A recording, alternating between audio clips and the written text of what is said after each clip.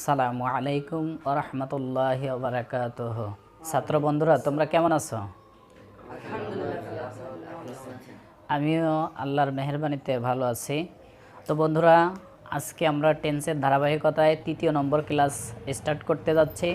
আজকে বন্ধুরা, অল পারফেক্টের যে আমাদের কনফিউশন, অর্থাৎ সমস্ত প্রকার পারফেক্টগুলোর মধ্যে যে আমাদের কনফিউশন, হেজিটেশন বা হাইটেনিং, এই জিনিসটা আমরা তোমাদেরকে দূরীভূত করার জন্যে বা দূর করার জন্যে চেষ্টা করব ইনশাআল্লাহ।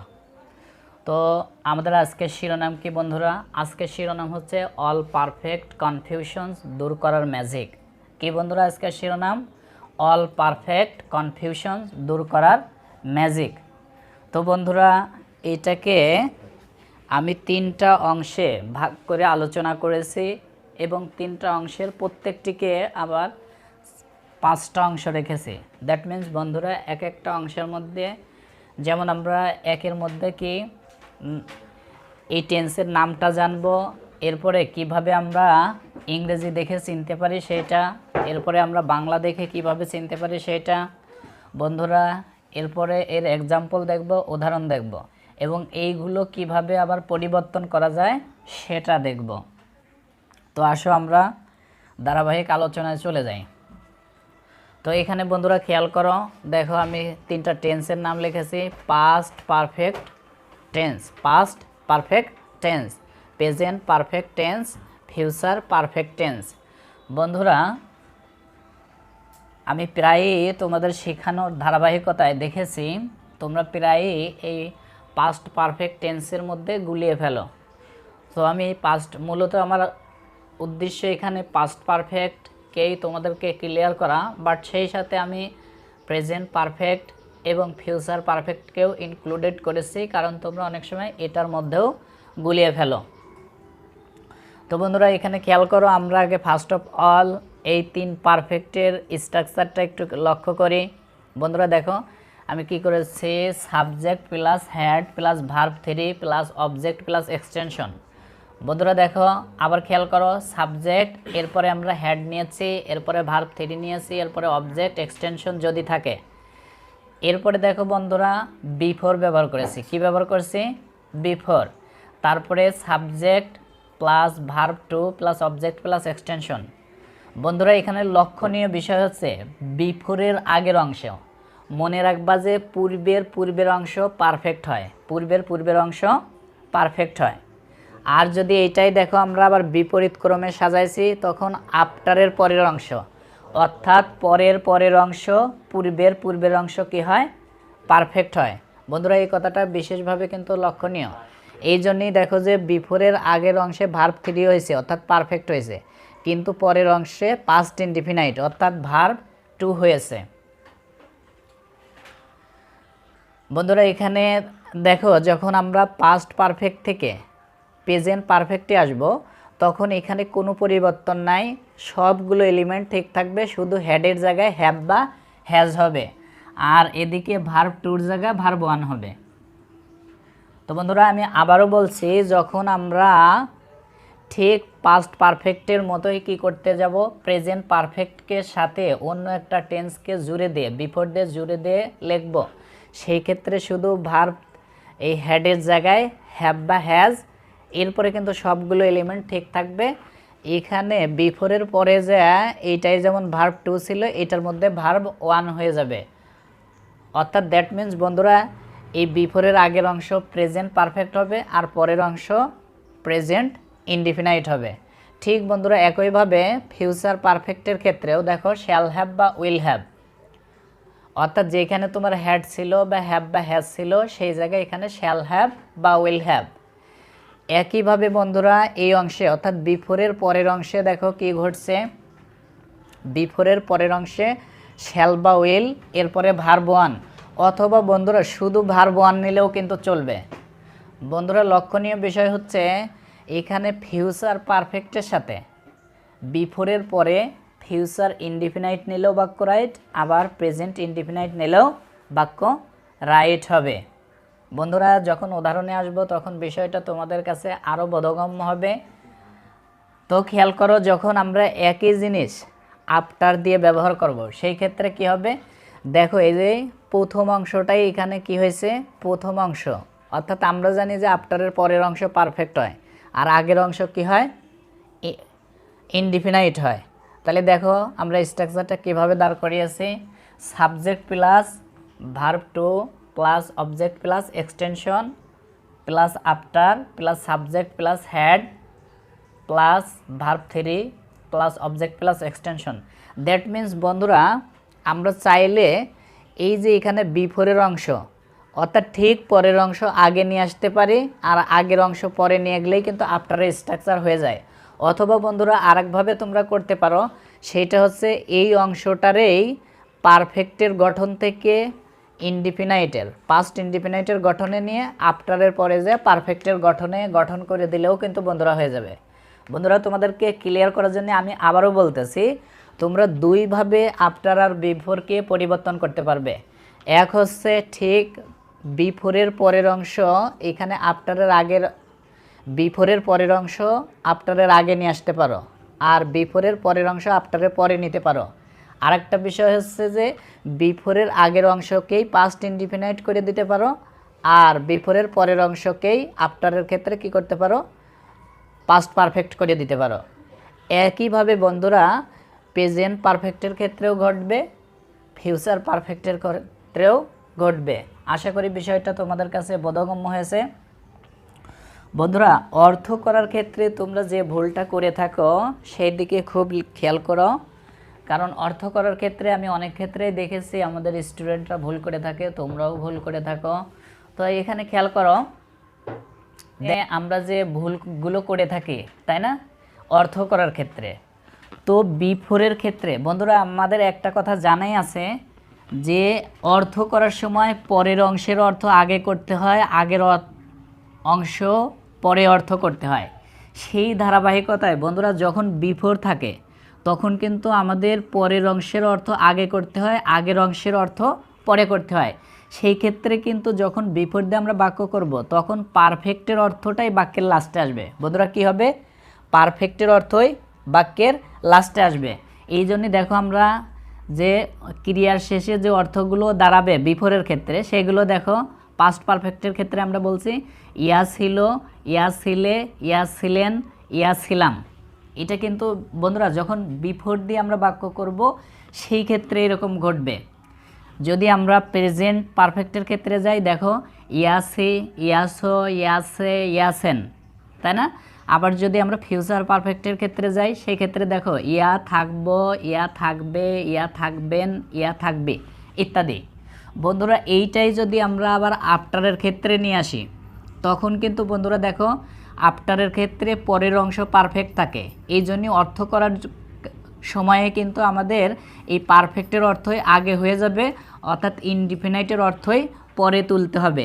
এই জন্যই দেখো বন্ধুরা আফটারের ক্ষেত্রে আমাদের লাস্টে আসে কীরকম আলামত থাকবে, অর্থাৎ পাস্ট ইনডিফিনাইটের আলামত চলে আসবে আফটার যখন ব্যবহার করব।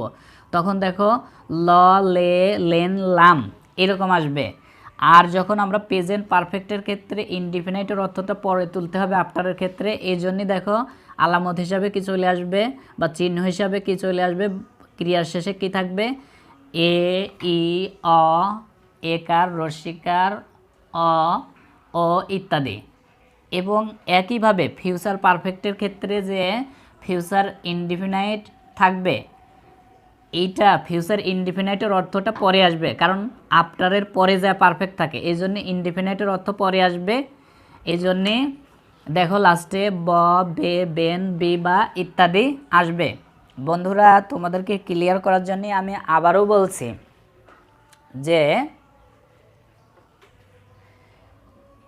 পূর্বের পূর্বে আর পরের পরে, অর্থাৎ বিফোরের পূর্বের অংশ আফটারের পরের অংশ কি হয়, পারফেক্ট হয়, আর বাকি অংশটা কি হয়, ওই ইনডিফিনাইট হয়। অর্থাৎ আমরা পাস্টের ক্ষেত্রে করলে পাস্ট ইনডিফিনাইট হয়, প্রেজেন্টের ক্ষেত্রে করলে প্রেজেন্ট ইনডিফিনাইট হয়, ফিউচারের ক্ষেত্রে করলে ফিউচার ইনডিফিনাইট হয়।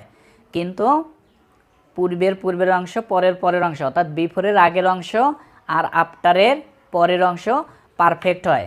বন্ধুরা আর একটা কথা তোমাদের বিশেষভাবে এখানে মনে রাখতে হবে, অর্থ করার সময় কিন্তু তোমাদের কি করতে হবে, আগে পরের অংশের অর্থ করতে হবে, এরপরে যে প্রথম অংশের অর্থ করতে হবে। সেই ধারাবাহিকতায় আমরা যখন বিফোর নিয়ে বাক্যগুলো করি তখন কিন্তু আমাদের লাস্টের দিকে কি হয়, পারফেক্টের অর্থ যায়। এই জন্যে তখন পারফেক্টের আলামত সহকারে কি করতে হয়, চিহ্ন সহকারে অর্থ তুলতে হয়। আর যখন আমরা আফটার দিয়ে করব তখন কিন্তু 3 ইনডিফিনাইটের অর্থ পরে যায়, অর্থাৎ 3 ইনডিফিনাইট অনুসারে আমাদের লাস্টে অর্থ মিলাইতে হবে। বন্ধুরা এটা কিন্তু বিশেষভাবে লক্ষণীয়। আসলে আমরা কয়েকটা উদাহরণের মাধ্যমে বিষয়গুলো মিলাই, তাহলে তোমাদের কাছে আরও বিষয়গুলো বোধগম্য হয়ে যাবে ইনশাআল্লাহ। তো দেখো আমরা প্রথমে বিফোরের অর্থ তোলার চেষ্টা করি। বিফোর দিয়ে যে বাক্যগুলো, we had made this house before you visited us. তাহলে এই বাক্যটার অর্থ কিন্তু বন্ধুরা পরের অংশের অর্থ আমাদের আগে করতে হবে। তাহলে কি বলবো, যে তুমি আমাদেরকে পরিদর্শন করার আগে আমরা এই বাড়িটি বানিয়েছিলাম।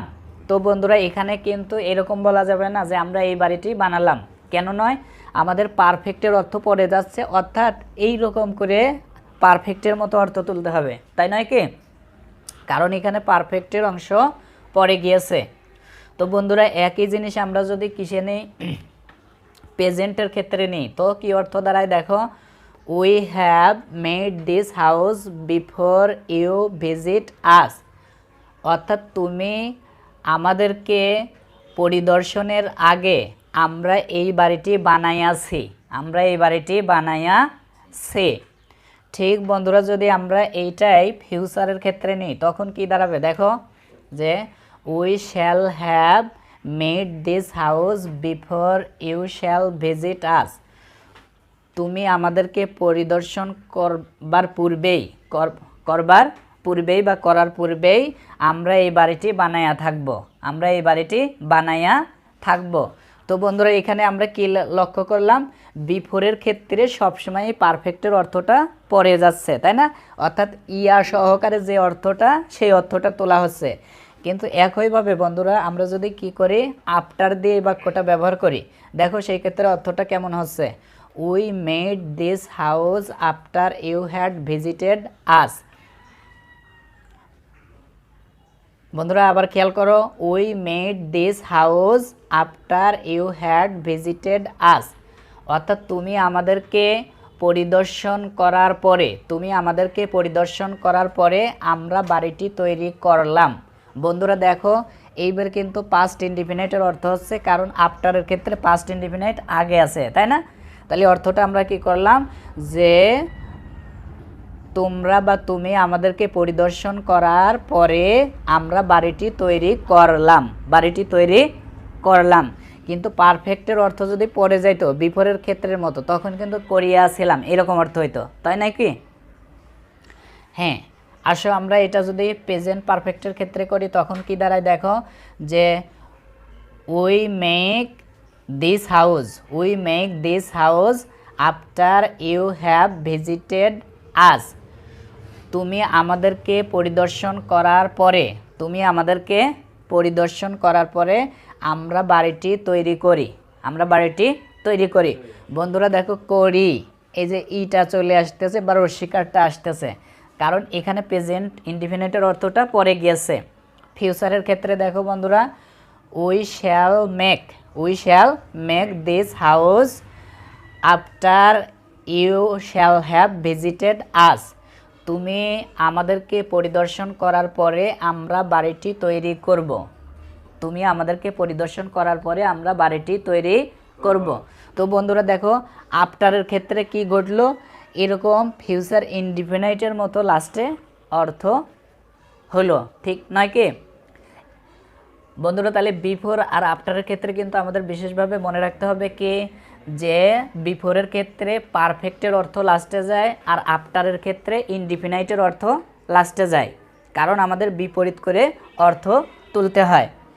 আচ্ছা কাম টু দ্য পয়েন্ট বন্ধুরা, আমরা 2 নম্বর সেকশনে চলে যাচ্ছি এখন। 2 নম্বর সেকশনের ক্ষেত্রে বন্ধুরা একটু লক্ষ্য করো, no sooner had hardly had, scarcely had. বন্ধুরা এই তিনটা শব্দের পরে no sooner had, hardly had, scarcely had, এরপরে সাবজেক্ট বসে। এরপরে কি বসে বন্ধুরা?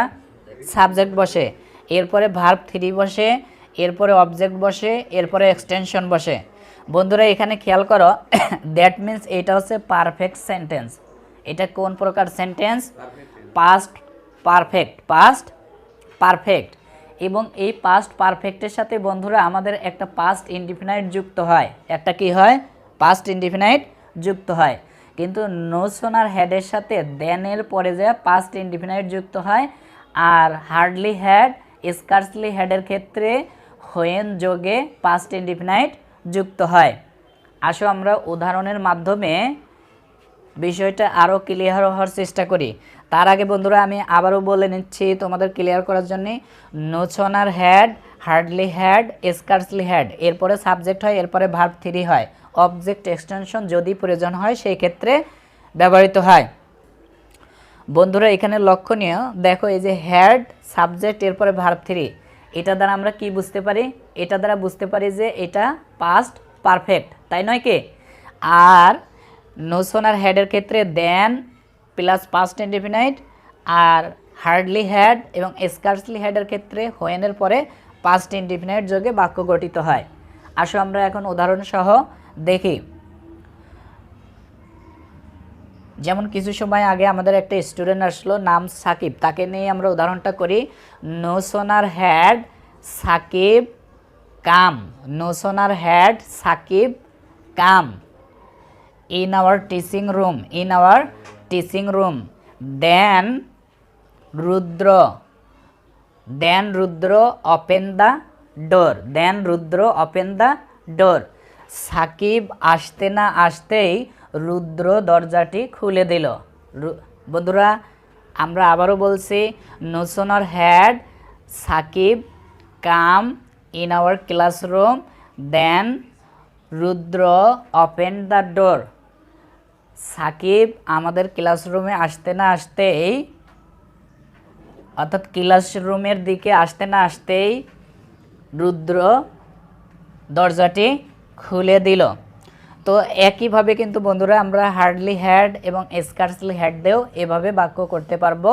তো পার্থক্য শুধু আমাদের দেনের জায়গায় হোয়েন বসালেই হয়ে যাবে। তো আশা করি বিষয়টা তোমাদের বোধগম্য হয়েছে। বন্ধুরা নেক্সট আমি তোমাদের জন্য যে অংশটা রেখেছি 3 নম্বর অংশ, সেটা খেয়াল করো। দেখো বন্ধুরা আমরা কন্ডিশন শিখেছি। কি শিখেছি? কন্ডিশন শিখেছি।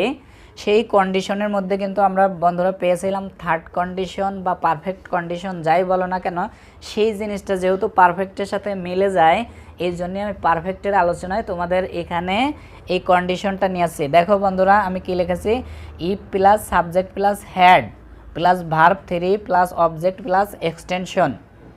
বন্ধুরা আবারও লক্ষ্য করো, এখানে if plus subject plus had plus verb 3 plus object plus extension, এরপরে একটা কমা হবে। কী হবে বন্ধুরা? এরপরে কমা হবে। এরপরে subject plus perfect condition plus verb 3 plus object plus extension. বন্ধুরা তোমাদের হয়তো মনে না থাকতে পারে যে পারফেক্ট কন্ডিশনটা কি। পারফেক্ট কন্ডিশনটা হচ্ছে should have, could have, might have plus verb 3, should have, could have plus should have, could have, might have, এই তিনটার যে কোনো একটা এরপরে ভার্ব 3 হইলে সেটা কি হয়? Perfect condition. তো বন্ধুরা আবার খেয়াল করো, লক্ষ্য করো যে আমাদের ইফ যুক্ত, ইফ যোগে যদি কি থাকে? পাস্ট পারফেক্ট থাকে। ইফ যোগে যদি পাস্ট পারফেক্ট থাকে সেই ক্ষেত্রে পরের অংশে আমাদের কমার পরের অংশ পারফেক্ট কন্ডিশন হয়। আর পারফেক্ট কন্ডিশনটা কি বন্ধুরা? পারফেক্ট কন্ডিশন হচ্ছে সাবজেক্টের পরে কুড হ্যাভ, শুড হ্যাভ অথবা might have, should have, could have, might have, would have. Should হ্যাভটা সাধারণত আসে না, অন্য তিনটা আসে। তো এরপরে ভার্ব 3 থাকলে সেটার নাম আমরা পারফেক্ট কন্ডিশন বলে থাকি। বন্ধুরা আমরা উদাহরণে যাওয়ার আগে আর একটা জিনিস তোমাদেরকে বলে নিচ্ছি, সেটা হচ্ছে আমরা একই কাজ ঘটাইতে পারতাম। ইফটা তুলে দিয়ে হ্যাডটা সাবজেক্টের আগে নিয়ে আসে, অর্থাৎ এরকম বলতে পারতাম। খেয়াল করো বন্ধুরা, লক্ষ্য করো, এই একই ধরনের কার্য ঘটানোর জন্য, একই ধরনের অর্থ তোলার জন্য ইফটা তুলে দিয়ে আমরা হ্যাডটা সাবজেক্টের আগে নিয়ে আসেও আমরা একইভাবে অর্থ প্রকাশ করতে পারতাম। অর্থাৎ এইভাবে বলতে পারতাম, had plus subject plus verb 3 plus object plus extension বলে বাকি ওই রকম পারফেক্ট কন্ডিশন যোগে কথাটা বলতে পারতাম। যেমন বন্ধুরা উদাহরণে চলে আসি, আমরা বললাম যে if I had earned much money, if I had earned much money I could have helped the poor, I could have helped the poor. যদি আমি প্রচুর পরিমাণ অর্থ উপার্জন করতে পারতাম বা টাকা উপার্জন করতে পারতাম, তাহলে আমি দরিদ্রদেরকে কি করতে পারতাম, সাহায্য করতে পারতাম।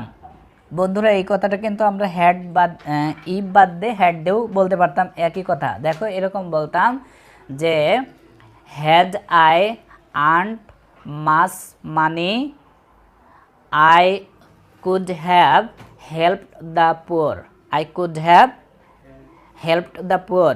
যদি আমি প্রচুর পরিমাণ টাকা উপার্জন করতে পারতাম তাহলে দরিদ্রদেরকে সাহায্য করতে পারতাম।